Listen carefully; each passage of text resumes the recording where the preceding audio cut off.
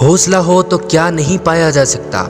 इंसान में सच्ची प्रतिभा होनी चाहिए, बस फिर कोई भी कठिनाई उसका रास्ता या उसके बुलंद हौसलों को मात नहीं दे सकती।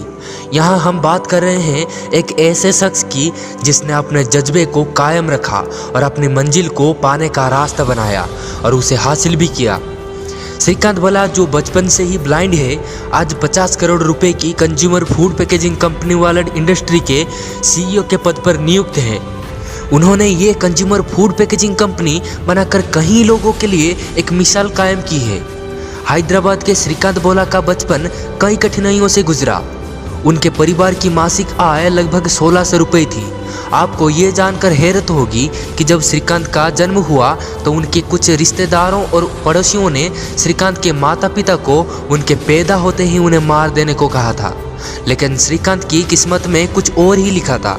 किस्मत भी उन्हीं का साथ देती है जो खुद पर भरोसा और अपनी मेहनत से कुछ कर दिखाने का दम रखते हैं। श्रीकांत बचपन से ही पढ़ने में तेज थे। परिवार की आर्थिक स्थिति ठीक ना होने के बावजूद श्रीकांत ने 10वीं अच्छे अंकों से उत्तीर्ण की। उनकी मुश्किलें यहीं ख़त्म नहीं हुई। बस 10वीं के बाद साइंस पढ़ना चाहते थे, लेकिन उनके ब्लाइंड होने के कारण उन्हें इसकी इजाज़त नहीं मिली। श्रीकांत भी कहाँ हार मानने वालों में से थे। कई महीनों की लड़ाई लड़ने के बाद आखिरकार श्रीकांत को साइंस पढ़ने की इजाज़त मिली और इसी के साथ श्रीकांत देश के पहले ब्लाइंड बने जिन्हें 10वीं के बाद साइंस पढ़ने की अनुमति मिली। इसके बाद श्रीकांत ने दोबारा पीछे मुड़कर नहीं देखा। श्रीकांत को अपनी स्कूली पढ़ाई पूरी करते ही अमेरिका के मैसाचुसेट्स प्रौद्योगिक संस्थान यानी MIT में प्रवेश मिला। इसी के साथ ही श्रीकांत देश के पहले ऐसे ब्लाइंड स्टूडेंट बने जिन्होंने MIT से शिक्षा प्राप्त की। अमेरिका से अपनी शिक्षा लेने के बाद श्रीकांत ने हैदराबाद में अपनी कंपनी की शुरुआत की।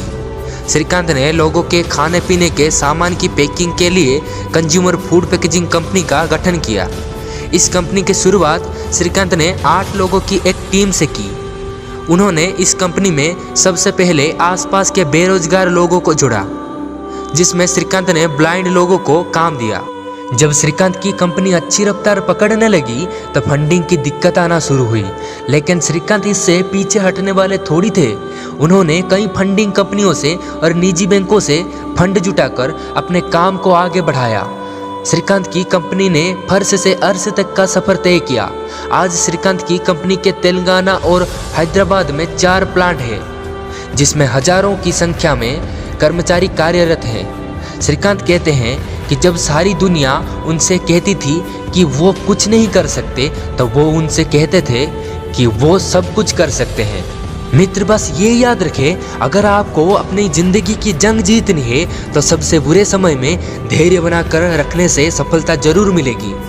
क्या श्रीकांत के इस सक्सेस स्टोरी से आप प्रभावित हुए? कमेंट में ज़रूर बताना। और ऐसे ही इंस्पिरेशनल स्टोरी, फैक्ट और बुक समरीज सुनने के लिए हमारे चैनल को सब्सक्राइब करके नोटिफिकेशन बेल को जरूर प्रेस कर दें। श्रीकांत के लिए एक लाइक और शेयर जरूर करें।